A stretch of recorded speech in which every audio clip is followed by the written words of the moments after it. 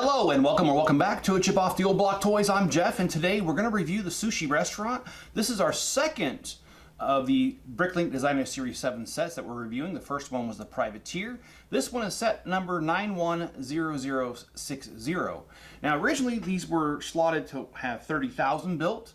Lego upped it to 37,500, and that's the same as the Privateer, meaning there was more of a demand than they originally thought. So they cut back on another set and increased this set.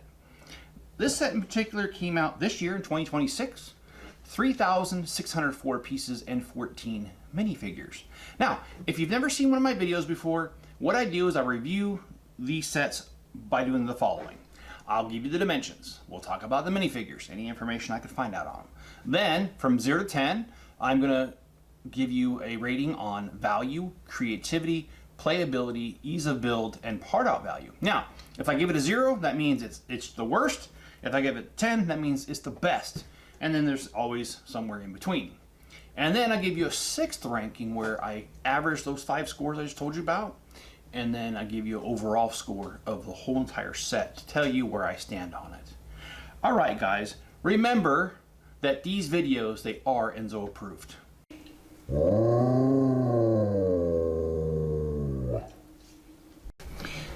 Before I can really start this review, I need to apologize. I do not speak Japanese in the slightest bit, so I know that I'm going to butcher some of these Japanese words and names, and I am sorry in advance to anybody who is Japanese and anybody else who has to listen to this or is listening. So let's get right to it.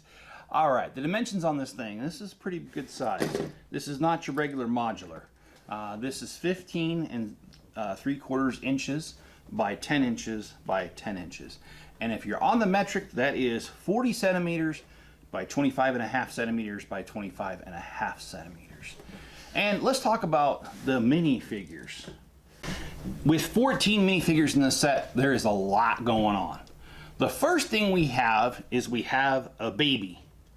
When I was a baby, I had no taste. I couldn't get a job. I couldn't eat. Then we have a chef that is female. And yes, Lego is insistent on telling you whether male or female, so I'm going to do the same. Here's a chef that is male. Here we have a crossing guard that is female. I do like the red stick. We don't have that here in the States as far as I know. And it looks like we already had a casualty, so let's fix that real quick. All right, she's on skates, that's why. We have a customer, it's female. She does have the umbrella and the fan, which I think is really cool, in the dress. And then we have this spunky little customer here, female.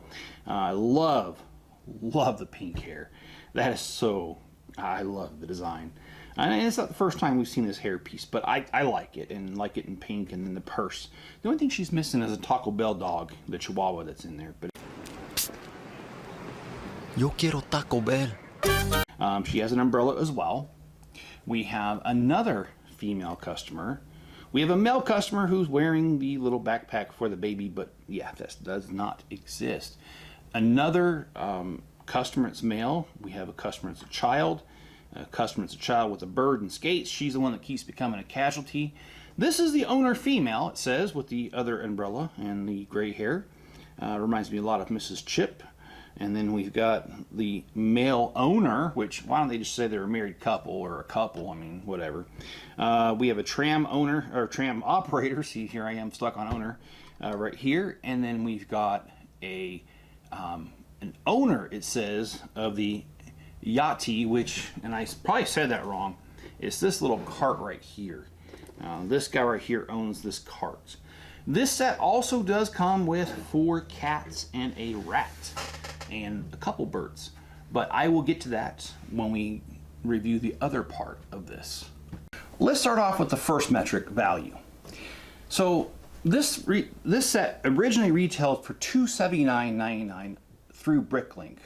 However, that's come and gone. If you want to buy this now, you're going to have to go on the secondhand market, and Bricklink, for instance, has 75 of them for sale out of 37,500 of these that were ever manufactured. And they're averaging for $436 brand new in the box. There's one used available for $347. So these sets are pricey, but originally it was $279. That's what I paid for it, so that's going to be my baseline. and that is 7.8 cents per piece, plus the 14 minifigures I've already gone over. So to me, that is starting off real strong. But where they lack is the stickers. I do not like stickers. 19 of them. And I'm sorry, these are premium sets. I don't feel like they should ever have stickers. And also, we have the card instead of instructions. I build with Lego to get away from screens. They are forcing me to screens. And the thing is, after a while, these files, because they're so large, they don't like to work. So that takes away from the value. And yes, I've heard the counter arguments about how, oh, it makes it more expensive, whatever, whatever. I don't believe it. There's Lumi bricks. They include a light kit. And they have everything printed instead of any sort of stickers. And, well, they're about half the price. So, back at you. I don't think those are real arguments anymore. And in fact, I think if Lego keeps it up, it's going to be like this. Get a new business or move out of the neighborhood! All right, so value's a 9. I'm not going to give it a 10. Those things do take away from it, in my opinion.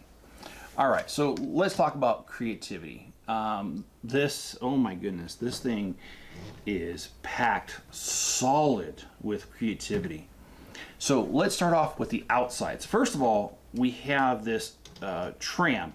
Now it says it's a vintage tram. I've never been to Japan, so I can't tell you whether it is or isn't. It is electrical. I do like how small it is.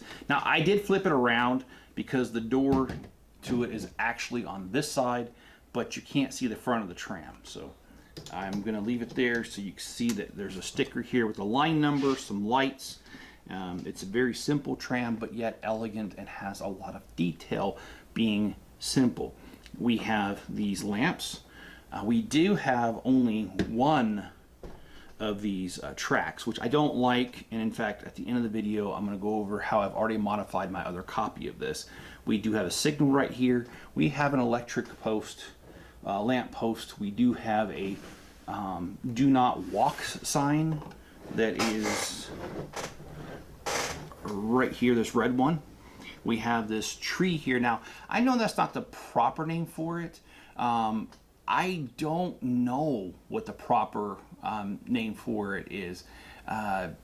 It's in the description of it, but I can't pronounce it. And out of respect of everyone who does understand Japanese, I'd rather not even try. I'm sorry. Also, here we have this kind of snow lantern. And again, it has a Japanese word. It's Ishidora, Doru, and I can't say it. That's why I don't want to say it. I feel like I'm butchering somebody else's language, and I hate when people butcher my name. So I probably won't try these Japanese names too much. We have a grate here for the sewer, and then over here we have an air conditioning unit. We have another air conditioning unit. We have some lamps. We've got a menu outside, complete with these lanterns. What I like about this is so you can access the inside. They do this as well. The building also does come apart, so we'll do that here in a second. And here's one of those cats I was talking about. Here's one of the rats I was talking about. Here's a TV antenna there. I love the roof, very typical. I love the signage out here. And here, another cat, some food, a menu. I think I already mentioned that. We have the outdoor Japanese garden right here, and I love this. We've got a fountain right here. Right here, we also have a crane, a red crown crane. And they call us a pergola, which I call it kind of like a gazebo. But hey, you know what? We're trying to do the Japanese thing here. By the way, this is supposed to take place in Kyoto, Japan. And I cannot say that. I guess I try. And here we have what I like to call a cherry tree, but they call it a sakura, which I don't know if I said that right.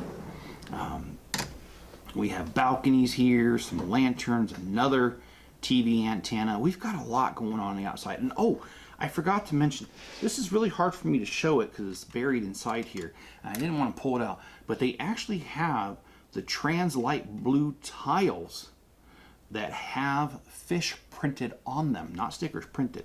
And I think that's really cool because it makes it look like you're looking down at the fish in the water. I think that's really cool. Also, for creativity, they left some kind of dirt in railroad tracks, which railroad tracks are never completely clean. So yeah, I mean, I do like that. Also, okay, if we look at this right here, there is so much on the inside of this, and I'm going to gingerly take this apart so you all can see the inside of this. So we'll start on the first floor here. On the first floor here, we've got the little chef's area right here, and in there you've got a crab, you've got a fish right there on ice. You got a couple cans of looks like Coca-Cola, a trash can, and that's right here. I did show you the entrance already where it opens in the front, and then over here we have another little eating area that has sushi, complete with a platter that you can, I guess, order. On this side, oh, we got a lot. There's so much, and actually I forgot to mention a few things on the outside, so we're going to circle back here in a second on that. Over here, we got another prep area. We've got another area where it looks like you can order food right here and eat. And then over here, we've got like an outdoor patio area. And I know there's an official name for it in Japanese. They did give me the word, but I'm going to butcher it, so I'm not going to. I'm not even going to try. I'm sorry, guys. Out of respect, I won't do it. Okay, so out of the stuff that I missed on this side, well, I missed, oh, I guess it's the other one, and I just knocked over a bottle. Okay, on this side, sorry. We've got a vending machine, which I love the vending machines. The Avengers Tower and the Daily Bugle had different color vending machines. I think the Daily Bugle was red, and the Avengers Tower was like a bright light orange color. Anyway, I do like having another one. Oh, and also the downtown diner 3-in-1 thing also had vending machines, so I like them doing that. And there's a pallet here. There's a letter that dropped on the ground here. Anyways, let's move on to the inside on the second floor of this. There again, there's so much going on here. You've got a balcony here, you've got a balcony here. I love the style of the roof here, the outdoor eating area. And then on the inside,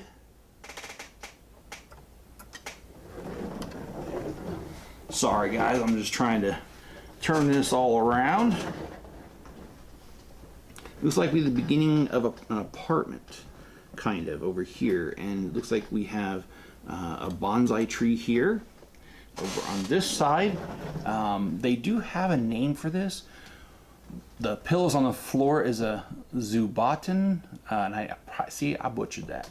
But anyway, these are supposed to be pillows on the floor, and it's supposed to be tea tables with tea ceremonial utensils for this. And also on the second floor here is an apartment with a bed on the floor, a lamp. I think that's supposed to be the bonsai tree, a little bit of a fire there going. And then on this side, you've got more like a little bath here. You've got a dresser, and you got looks like over here a little bit of food, and another one of those pillows on the floor that you sit on. Now, the creativity, I really can't give it anything less than a 10. There is just so much here with the birds, the cats, the rat. I mean, just everything here. It's a 10, and yeah, nothing less for that. Playability. Now, the playability is awesome. You can put this together, and this is actually in the description. They built it this way on purpose, where you can put it together and have it as normal building. Now, I'm not going to snap it together because I need to do some stuff here. And then you can have a corner diorama. Now, on the corner diorama, it was a bit weird, because what they did was they put one of these this way, and then they put the railroad track between them, and they put the other one over here. And see, I messed that up here. Let's do this. And then the other way that you can do it is the skyline, and that's just where you just put them together, and it looks like that. And then the fourth possibility they gave you is using these as bookshelf ends, and that would just be turning it like this and putting a few books in between. Mrs. Chip would know nothing about that, her and her book collection. So yeah, we've got a lot going on here. So playability is definitely a 10. I mean, in addition to having the different layouts for things that I've already mentioned, a preparation area, eating area, an apartment, we've got the old tram here, we've got the cart, the vendor's cart here. We just got so much going on here that the playability can't be anything less than a 10 because there's so much here they provided for us. Now, when it comes to ease of build, you know, it wasn't a very hard build, and the steps flowed, in my opinion. I didn't think anything was too hard. So I'm gonna base this off my granddaughter, who is now 8 years old, and her building it, and I'd say it's an 8 out of 10. Means there's a tiny bit of difficulty, but not much, and not in many areas. Part out value, well, the part out value is very high on this.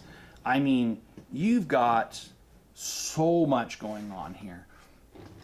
And so I don't think I can give this less than a 9. And the reason I give it a 9 is there are a few parts here that I don't care for. I'm not going to get into what those are because I'd rather focus on the positives. You've got a lot of tiles here. You've got some good slopes going on here.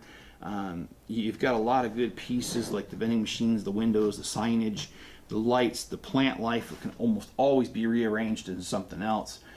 So there's so many things that you can do. So part out value to me is a 9. And if you average everything out, that is a 9.2 out of 10. That is a very high score for me. I don't usually go that high. So this is a really good set. And like I said, I did get 2 of them. So let's bring the other one over and let's talk about how I've already modified my version.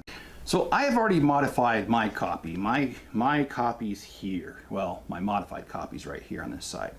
First of all, you are looking at opposite sides of the building. I decided to do that because I wanted the sidewalk to be on this side. There is no sidewalk up against those railroad tracks, no matter which way you flip this building. That was not acceptable to me.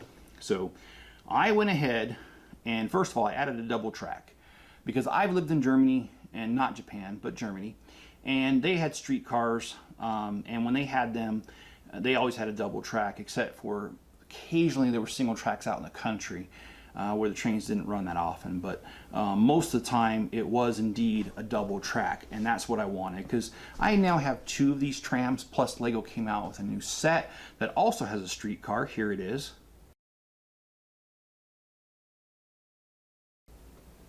And I plan on running these kind of streetcars in my city. So I want double track, so I added it, and that added 8 studs to it, and I was able to make that work out. And then actually, I think it did a little bit more than that. Yes, it did.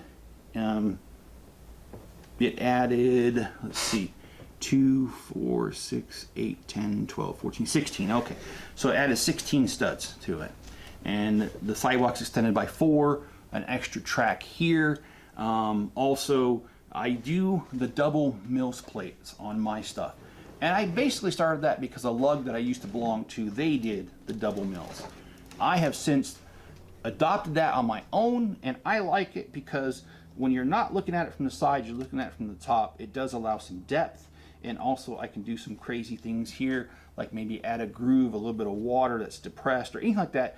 And on my beach scene in my city, I have had people digging for treasure, and it does dip down, as well as the river dips down too. And so anyway, that's the reason I like the double Mills plate. If you don't like it, that's okay. You don't have to do it. I do like it. Thank you for making it this far in the video. I sincerely appreciate it. If you guys would like to encourage me to make more videos and also to encourage YouTube to promote my videos, please hit that like button, subscribe, turn on all notifications, and leave me a comment below. I love your comments. I love when you guys tell me, hey, this is the best set I've ever built, I've got it. Or if you tell me things like, hey, I want to get it, or hey, I got mine, I haven't built it yet. You know, I love hearing about it. So please, put it in the comments below. If you're watching over on Rumble, give it a rumble, follow the channel, leave me a comment. I appreciate all of that. If you want to support the channel, There's a few ways that you can, and there are links in the description. The first thing you can do is make a PayPal donation. You could also head over to Bricklink and buy parts and pieces from my store. Right now I'm running a sale 40% off the 6-month average price. So if you need some parts, now's the time to get them. Also, if you need dividers for your Akro-Mils drawers, I got good news for you. Spencer and I have figured this out, and we print these off, and they fit perfectly into a Akro-Mils small drawer. And so there you have it. You can buy these in packs of 32, and the shipping is free, so all that's in the description. If you don't have the financial means and you're looking for other ways to support the channel, first of all, it's totally okay not to have the financial means. I mean, this is an expensive hobby after all. So if you want other ways, here's 2 ways. Watch another video right after this one. Just let YouTube know that, hey, I'm spending more time on this channel because this channel is cool. And also, you could share a link to this video on a different social media platform where you know there's Lego fans. So if you did that for me, I'd appreciate that. All right, guys, be good to each other. Stay safe out there. I'll catch you on my next video.